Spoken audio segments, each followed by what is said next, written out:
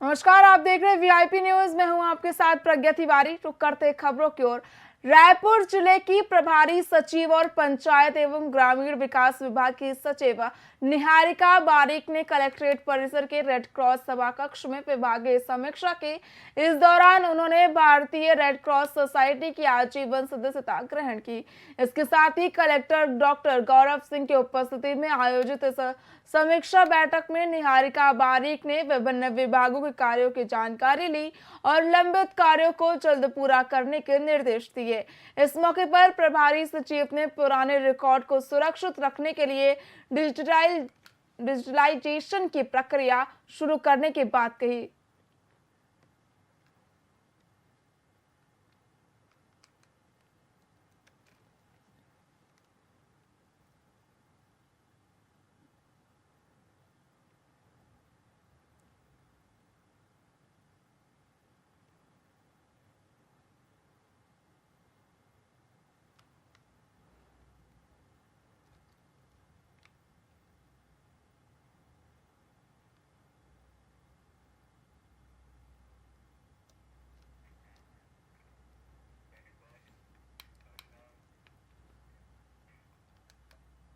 जांजगीर चांपा में हरी लीला ट्रस्ट की ओर से 16 अक्टूबर को एक खास कार्यक्रम का आयोजन किया जा रहा है, जिसमें मोटिवेशनल स्पीकर अवध ओझा को आमंत्रित किया गया। इस कार्यक्रम के बारे में जानकारी देने के लिए ट्रस्ट के सचिव अमर सुल्तानिया ने प्रेस वार्ता का आयोजन किया, जिसमें उन्होंने कार्यक्रम की रूपरेखा के बारे में जानकारी दी। बता दें कि इस कार्यक्रम में छत्तीसगढ़ के वित्त मंत्री और पूर्व आईएएस ओपी चौधरी भी मौजूद रहेंगे।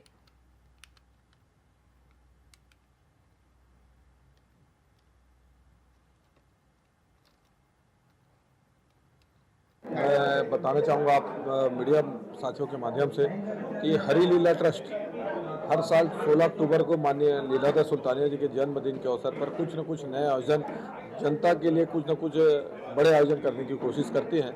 इस बार भी हरी लीला ट्रस्ट द्वारा 16 अक्टूबर को अवध ओझा जी, जो कि वर्ल्ड फेमस मोटिवेशनल गुरु के नाम से जाने जाते हैं और यूपीएससी के टॉप 1-2 में टीचर में उनकी गिनती आती है, ऐसे शख्सियत को जांजगीर में आने का इस बार मौका मिल रहा है।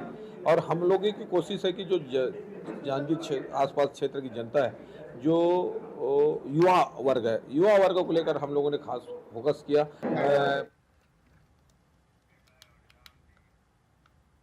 कबीरधाम जिले से महिला के साथ धोखाधड़ी का मामला सामने आया, जहां आरोपी ने महिला से पैसे ऐंठने के साथ दुष्कर्म की वारदात को अंजाम दिया। जानकारी के मुताबिक महिला अपने पति की रिहाई करने के चलते अंधविश्वासी बाबा के जाल में फंस गई और आरोपी ने खुद को तांत्रिक बताकर महिला से ठगी और शारीरिक शोषण किया, जिसके बाद महिला की शिकायत पर त्वरित कार्रवाई करते हुए आरोपी को मध्य प्रदेश के नैनपुर जिला मंडला से गिरफ्तार किया गया है।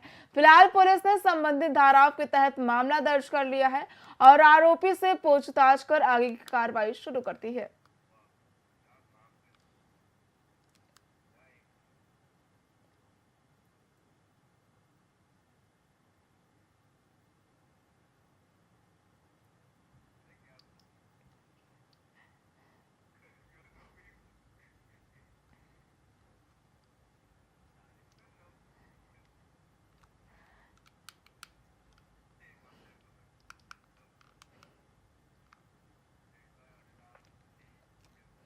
रायपुर पुलिस को बड़ी सफलता हाथ लगी है। दरअसल पुलिस ने जिले के अलग अलग कॉलोनी से सोना, चांदी और नकदी रकम चोरी करने वाले अंतरराज्यीय चोर को गिरफ्तार किया है। जानकारी के मुताबिक ये चोर चोरी से पहले रेकी कर घटना को अंजाम देते थे। पुलिस ने सरगना, किरण और बबन पाटिल सहित 2 आरोपियों को गिरफ्तार किया है, जबकि एक आरोपी फरार बताया जा रहा है। आरोपियों के कब्जे से चांदी के जेवरात, नकदी रकम और घटना में प्रयुक्त कार, स्कूटी, वाहन, लोहे के चाकू सहित अन्य सामग्री बरामद की गई है और जब्त मशरूका की कीमत 15 लाख रुपए बताई जा रही है।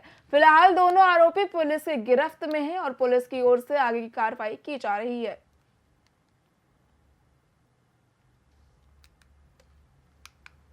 कटोरा तालाब, श्री राम अपार्टमेंट और न्यू राजेंद्र नगर के कुशाभाऊ ठाकरे कॉलोनी, वहाँ 2 जगह, और यहाँ पर भी कटोरा तालाब में 2 मकानों का ताला टूटा था दिन को। 29 तारीख को ये घटना घटित हुई थी। इसमें तत्परता से काम करते हुए थाना सिविल लाइन की और क्राइम ब्रांच की टीम के द्वारा 2 आरोपियों को पकड़ा गया है, जिसमें एक किरण बब्बन पाटिल और एक संदीप भोसले, ये महाराष्ट्र के रहने वाले हैं, पुणे के रहने वाले हैं। 2 अन्य आरोपी भी इनके साथ थे जो फरार हैं। 2 आरोपियों को आज गिरफ्तार किया गया है।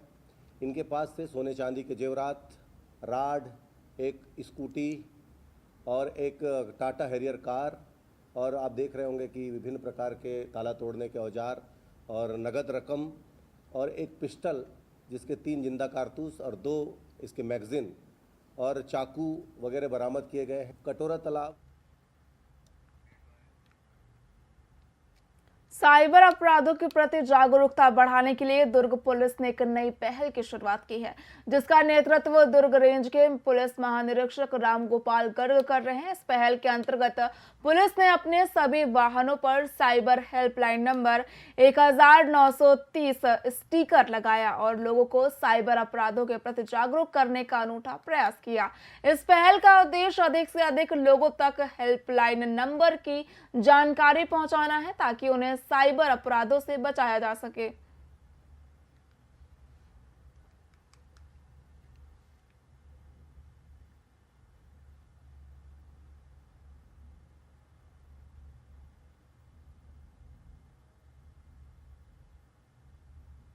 साइबर जागरूकता पखवाड़ा हमारे यहाँ इस दुर्ग जिले में और पूरे प्रदेश में पुलिस मुख्यालय के आदेश से चल रहा है। तो इसमें तरह तरह के कार्यक्रम कराए जा रहे हैं। आज हम यहाँ पर जितनी भी पुलिस की पेट्रोलिंग गाड़ियाँ हैं, अधिकारियों की गाड़ियाँ हैं, सब पर हम एक स्टिकर चिपका रहे हैं, जिसका नंबर जिसमें कि 1930 जो साइबर क्राइम की रिपोर्टिंग का जो टोल फ्री नंबर है, उसको हम प्रदर्शित कर रहे हैं। मेरा नागरिकों से यही निवेदन है कि कृपया 1930 जो नंबर है, इसको अपने दिल में उतारें। अगर आपको कहीं भी कभी भी साइबर क्राइम के आप शिकार होते हैं, जहां आपको साइबर क्राइम होने की आशंका लगती है, तो 1930 पर रिपोर्ट करें। आपकी शिकायत वहां तत्काल दर्ज की जाएगी और कोशिश की जाएगी कि आपके साथ जो फ्रॉड अगर हुआ है तो उसका पैसा आपको वापस तत्काल दिलाया जा सके। साइबर जागरूकता पखवाड़ा गौरेला, पेंड्रा, मरवाही जिले में पुलिस ने अंतर्राज्यीय अवैध मादक पदार्थ तस्करों के खिलाफ बड़ी कार्रवाई की है। बता दें कि पतगावा के पास भारी मात्रा में लाखों का अवैध मादक पदार्थ जब्त किया गया है। वहीं पुलिस ने तस्करों के पास से वाहन, 3 मोबाइल फोन भी जब्त किए हैं।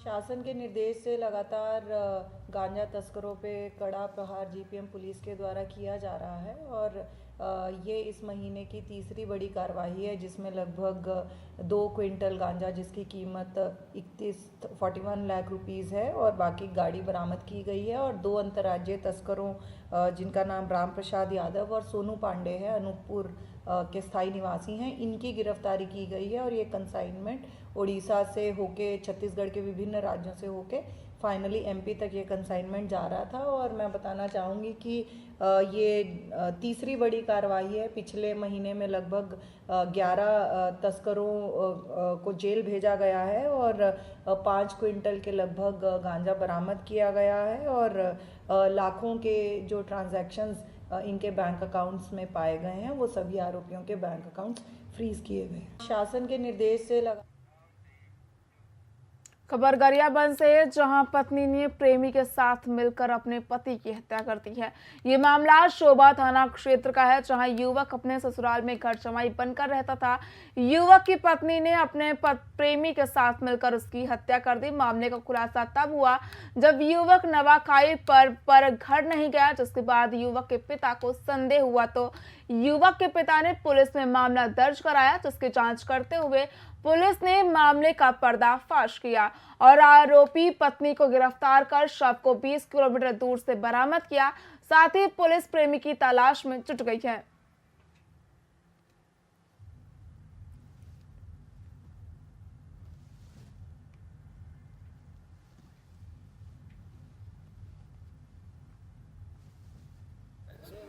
ये ढोल सराय निवासी पुनीत राम के द्वारा अपने पुत्र रोहित के गुम जाने की रिपोर्ट कल के डेट पर कराया था और उसकी पता तलाश किया जा रहा था। उसने थोड़ा अनहोनी होने की शंका भी जाहिर किया, जो उसकी बहू और एक और आदमी है जिसके साथ नाजायज़ ताल्लुकात होने का हवाला दिया और इन्होंने के द्वारा कुछ अनहोनी घटना करके कहीं और फेंक फाँक दिया, ऐसा जाहिर किया था। इस रिपोर्ट पर पता चला के दौरान में अपने उसकी बहू यानी मृतक की पत्नी से पूछताछ किया गया और उसके पूछताछ के आधार पर उनके निशानदेही पर ही जिस जगह में बॉडी को आरोपी ने दफनाया था उस जगह में तलाशी लिया गया तहसीलदार की उपस्थिति पर। ये ढोल सराय निवासी पुनीत राम के द्वारा अपने पुत्र रोहित के गुम जाने की रिपोर्ट कल के डेट पर कराया था और उसकी पता तलाश किया जा रहा था। उसने थोड़ा अनहोनी होने की शंका भी जाहिर किया, जो उसकी बहू और एक और आदमी है जिसके साथ नाजायज़ ताल्लुकात होने का हवाला दिया और इन्होंने के द्वारा कुछ अनहोनी घटना करके कहीं और फेंक फाँक दिया, ऐसा जाहिर किया था। इस रिपोर्ट पर पता चला के दौरान में अपने उसकी बहू यानी मृतक की पत्नी से पूछताछ किया गया और उसके पूछताछ के आधार पर उनके निशानदेही पर ही जिस जगह में बॉडी को आरोपी ने दफनाया था उस जगह में तलाशी लिया गया तहसीलदार की उपस्थिति पर। ये ढोल सराय निवासी पुनीत राम के द्वारा अपने पुत्र रोहित के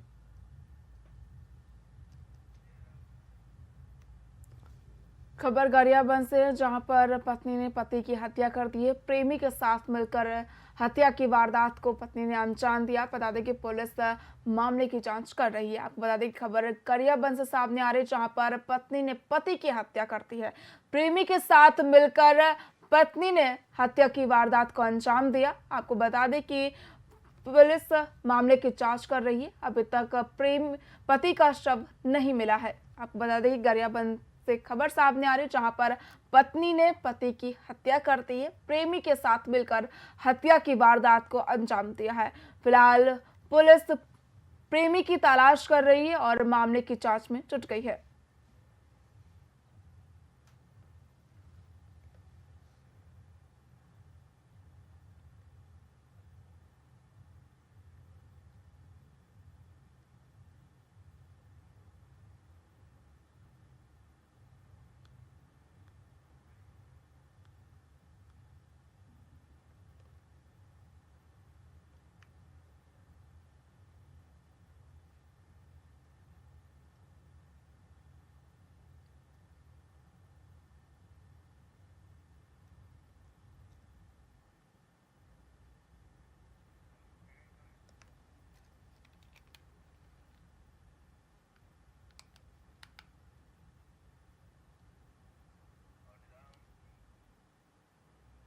धमतरी के डीपीएस स्कूल में एक शिक्षक पर अपने स्कूल के तीसरी कक्षा के बच्चे के साथ ट्रेन में पिटाई करने का गंभीर आरोप लगा है। बता दें कि आरोपी शिक्षक ने कथित रूप से क्लास 8 के एक बच्चे से चप्पल और जूते लेकर छोटे बच्चे की पिटाई की। वही मामला तब सामने आया जब स्कूल के 171 बच्चे और 17 शिक्षक नैनीताल के लिए एडवेंचर ट्रैकिंग पर गए हुए थे। वहीं शिक्षक अनुश्री और उनके पति माली राय पर बच्चों के साथ मारपीट करने का आरोप है। इस घटना के बाद पालकों ने कुरूद थाने में शिकायत दर्ज कराई।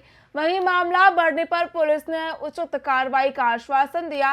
इसके साथ ही अभिभावकों ने स्कूल प्रशासन से भी सख्त कदम उठाने की मांग की है, ताकि भविष्य में ऐसी घटना न हो सके।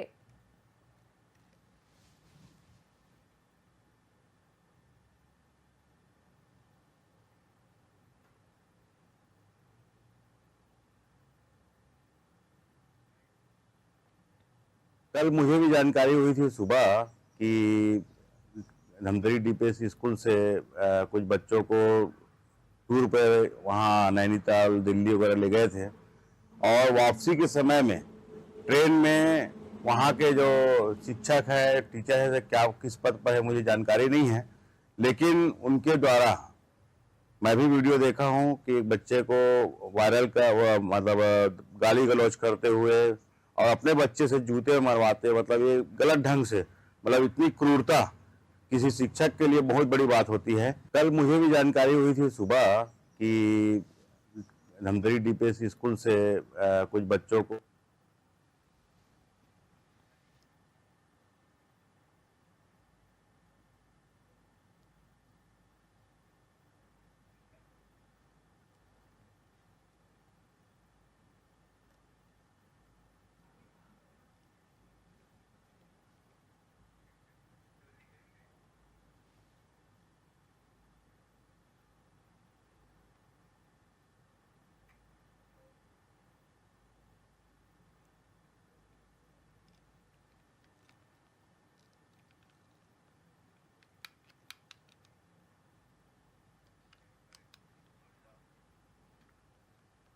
कांग्रेस के मीडिया प्रभारी सुशील आनंद शुक्ला ने पत्रकारों से बातचीत की और भाजपा पर जमकर निशाना साधा। उन्होंने पत्रकारों के सवाल के जवाब देते हुए प्रधानमंत्री मोदी को जमकर घेरा और कहा कि बेहद ही दुर्भाग्यपूर्ण विषय है कि प्रधानमंत्री जातिगत राजनीति कर रहे हैं। वहीं भाजपा के सदस्यता अभियान को लेकर उन्होंने कहा कि बीजेपी एकमात्र ऐसी पार्टी है जो सदस्यता अभियान में भी फर्जीवाड़ा कर रही है। भारतीय जनता पार्टी के सत्तारूढ़ दल में जो मंत्री हैं वो केंद्रीय नेतृत्व के लिए सरदर्द बन चुके हैं। सारे के सारे मंत्रियों का परफॉर्मेंस कमजोर है। सरकार 9 महीने में लोकप्रिय हो गई है, इसीलिए सरदर्द का शब्द का उन्होंने उपयोग किया। जहां तक कांग्रेस का सवाल है, कांग्रेस का हर कार्यकर्ता किसी भी विधानसभा के लिए दावेदारी कर सकता है। हमारे यहाँ डेमोक्रेसी है। अब किसे टिकट देना है नहीं देना, यह निर्णय करने का अधिकार हमारे नेतृत्व के पास है, राज्य नेतृत्व के पास है, केंद्रीय नेतृत्व के पास है। बाकायदा इसके लिए एक चुनाव समिति बनती है। भारतीय जनता पार्टी के सत्तारूढ़ दल में जो मंत्री हैं वो केंद्रीय नेतृत्व के लिए सरदर्द बन चुके हैं। सारे के सारे मंत्रियों का परफॉर्मेंस कमजोर है। सरकार 9 महीने में लोकप्रिय हो गई है, इसीलिए सरदर्द का शब्द का उन्होंने उपयोग किया। जहां तक कांग्रेस का सवाल है, कांग्रेस का हर कार्यकर्ता किसी भी विधानसभा के लिए दावेदारी कर सकता है। हमारे यहाँ डेमोक्रेसी है। अब किसे टिकट देना है नहीं देना, यह निर्णय करने का अधिकार हमारे नेतृत्व के पास है, राज्य नेतृत्व के पास है, केंद्रीय नेतृत्व के पास है। बाकायदा इसके लिए एक चुनाव समिति बनती है। भारतीय जनता पार्टी के सत्तारूढ़ दल में जो मंत्री हैं वो केंद्रीय नेतृत्व के लिए सरदर्द बन चुके हैं। सारे के सारे मंत्रियों का परफॉर्मेंस कमजोर। फिलहाल खबरों में इतना ही। देखते रहिए VIP न्यूज। नमस्कार।